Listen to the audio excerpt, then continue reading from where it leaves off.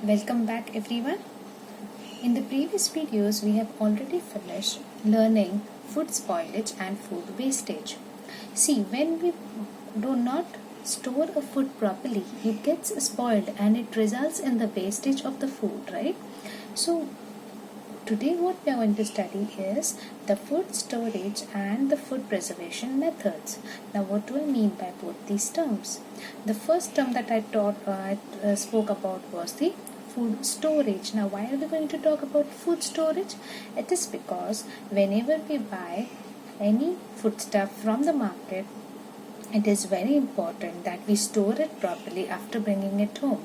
Yes, if we do not store it properly after a certain period of time, these foodstuffs get spoiled. Yes, so the first topic that we are going to talk today is the food storage. Now, the food that we buy can be stored safely with the following methods. These methods can be freezing. We normally put milk, or you can say the fish or the vegetables in the freezers. Why? Because freezing helps to prevent the growth of microorganisms, yes, microbes. So safe storage methods include freezing, drying. Children, it is very commonly seen that at our homes during the summer season, our mothers normally dry certain chilies or certain food grains in the hot sun. We have seen it during the summer vacation. She does that, right? Now why does she does that? Is because due to drying, any moisture content in it is that gets dried up, and because of that the life of this foodstuff increases. Yes, so drying is also an important part of food preservation. So if you want to store a food properly, you can dry it and store it for a longer period of time. The next method is boiling. We all are aware of boiling of milk, right? And airtight packing. See, normally if you do not store your foodstuffs in an airtight containers, after a certain period of time, the air enters and it reacts with the foodstuffs, and the food gets spoiled. Yes. So normally food storage includes certain methods which helps us to increase the life of the foodstuff. So it is very important that whatever product we buy or whatever product we have, if we should store it in a very proper way, so that it does not get spoiled and does not result in wastage of food. Now we're going to talk about two new terms after this: food protection and food preservation. Now what do I mean by this? You see two words here, protection and preservation. Now let us understand what is the difference between both of them. What do you mean by food protection? Food protection, and what do you mean by food preservation? Let us understand. So food protection is prevention of food spoilage by microbial growth and infestation by pests. So normally when your food is attacked from outside by any microorganism, then whatever methods you follow to protect your food is called as food protection. Okay, and food preservation means use of various preservatives to prevent for a long period of time food spoilage due to internal factors. Now internal factors means sometimes the food has a fixed shelf life. It can be in a good condition for a certain period of time. After a certain period of time, the food gets spoiled. Yes, but you can increase the life of such foodstuffs by adding something to it. When you add that something else to it, that is called as preservative. So these preservatives helps in increasing the life of the foodstuff. So these are the differences between the food protection and food preservation. In protection, we are protecting it from the outer organisms, whereas in preservation we are increasing the life of the foodstuff by adding something to it. Okay, now next, methods of food preservation. Now what is this? See, we are going to find out how are we going to increase the lifespan of any foodstuff. Okay, how can we make it last longer? The first method that we're going to talk about is freezing. We all have refrigerators at home, right? Yes. Now in freezing, what happens? Refrigerators are used for freezing the food. Now due to low temperature in the freezers, the biological and chemical reactions in the food materials are slowed down. Okay, microorganisms are not able to survive or work properly because the temperature is low, and therefore their action slows down, and therefore it results in the increasing the duration of the lifespan of the foodstuff. Okay, so thus food remains unspoiled for a longer period. It will not stop, but at least it will delay. It will slow the process of our biological actions of the microorganisms, because of which the food product which can survive for 2 days can last for maybe 4 days or 5 days. Okay, so freezing. We freeze many foodstuffs we are at home, so we all are aware of it. Smoking. Here we make use of smoke, yes, for maybe increasing the life of the foodstuff. So in smoking, what happens? It is preserved with the help of smoke. Normally, no, aluminium phosphide is something that is used in this method. Use of insecticides. So if we want to increase the lifespan of our foodstuff, especially the food grains, okay, we are talking about the food grains here. So if we want to increase the lifespan, we are going to protect it from insecticides. And there is one commonly used insect control, you can see there, that is malathion. Malathion, we get it in the market. This malathion is an insecticide which protects the grains by killing the infesting insects.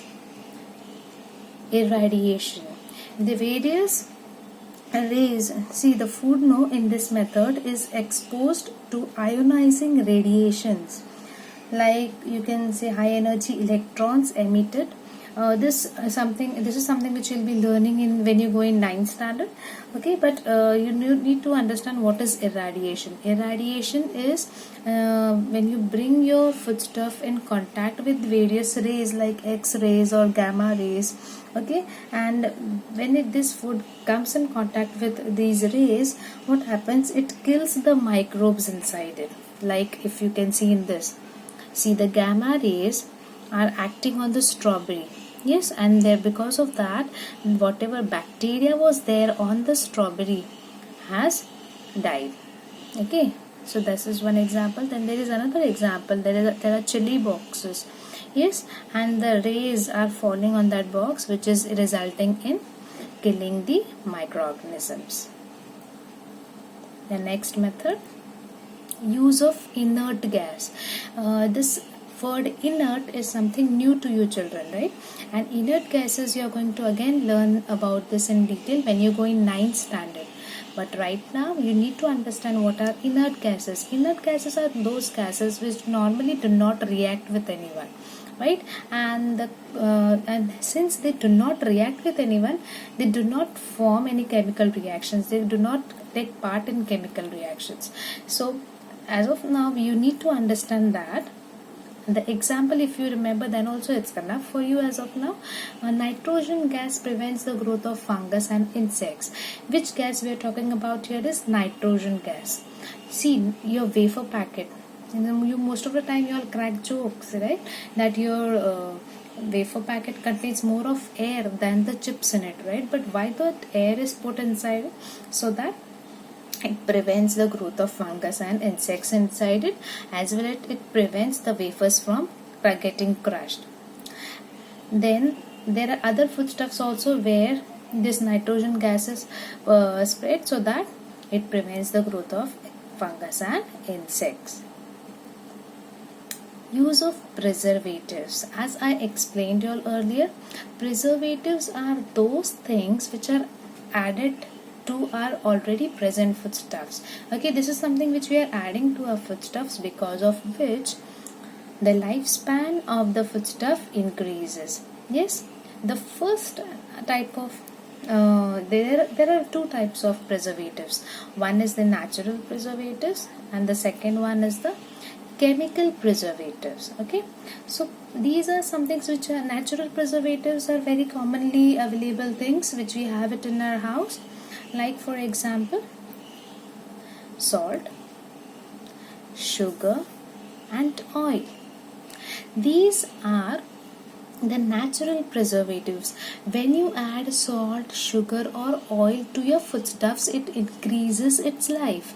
Now a very nice example which I can give you here is of a pickle. Your mother makes pickle normally in the summer season. What is the procedure, children? She first washes it properly. She dries it. Yes, drying, so because of which the moisture goes away.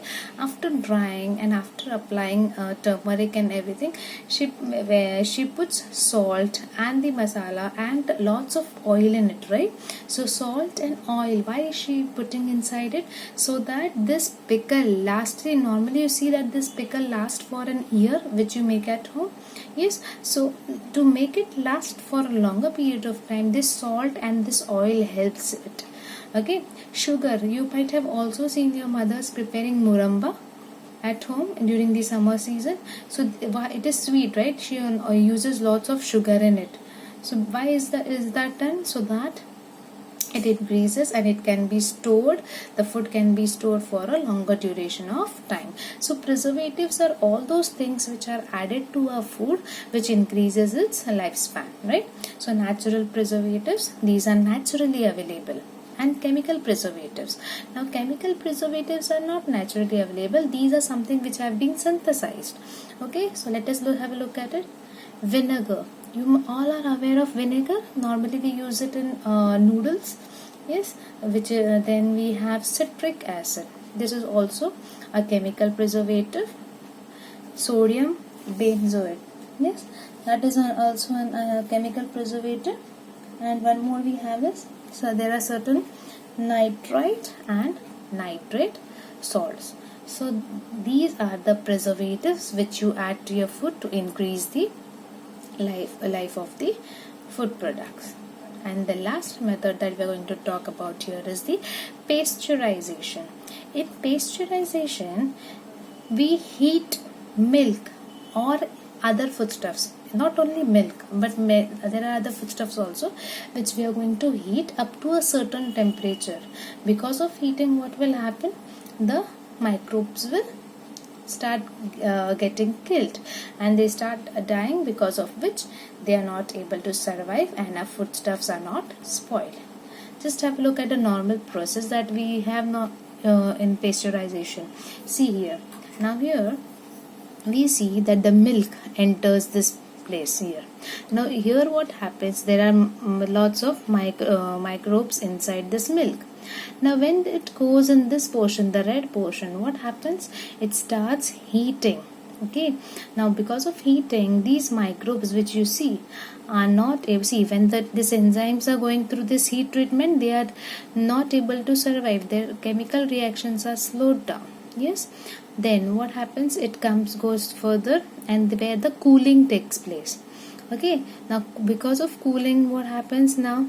They are unable to function, means the microbes are not able to function and the bacteria is not able to grow. So common example of pasteurization is the milk is heated up to 85 degrees Celsius and then it is cooled down. Okay, because of this, when you buy these milk packets, no, it is written on it pasteurized milk.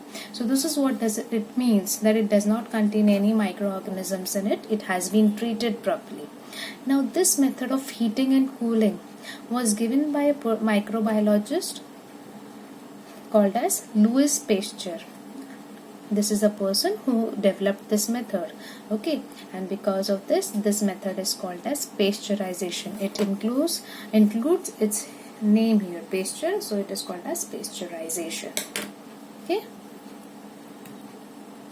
so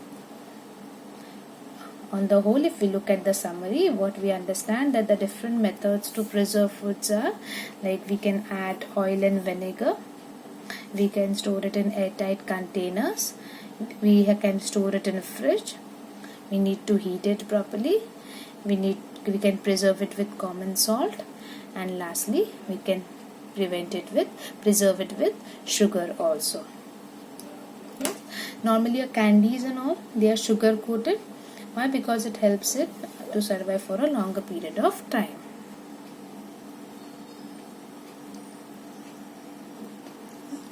Now, organizations for food safety. See, there are certain organizations which are set up, which look after the safety of the food. Means whatever food is coming in the market, whether it is fulfilling all the safety standards, and these organizations look after it. So the organizations that we are going to talk about is FDA. It is Food and Drug Administration. It is a national government organization. So this FDA looks after the distribution of food and drugs. Drugs means medicines. We are talking about the medicines here. Okay. Then it controls production and distribution of food and drugs. Drugs means medicines here. Then FSSAI. It is known as Food Safety and Standards Authority of India. You normally see this on your various food products which you buy. The symbol you will always find on the food products. I'll show you a few examples.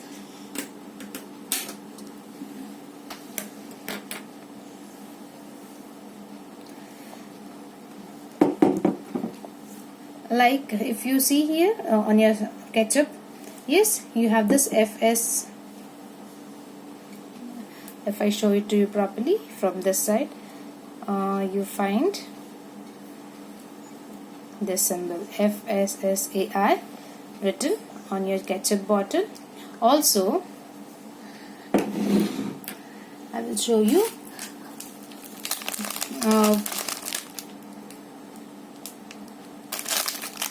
on the biscuits that you buy. See, you see this FSSAI here. This is also the same symbol, and one more product I'll show. Also, this is a chips packet which has, see this FSSAI. So this means what? That these products have been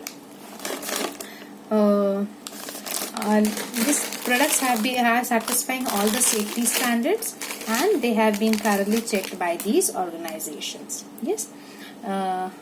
Thank you.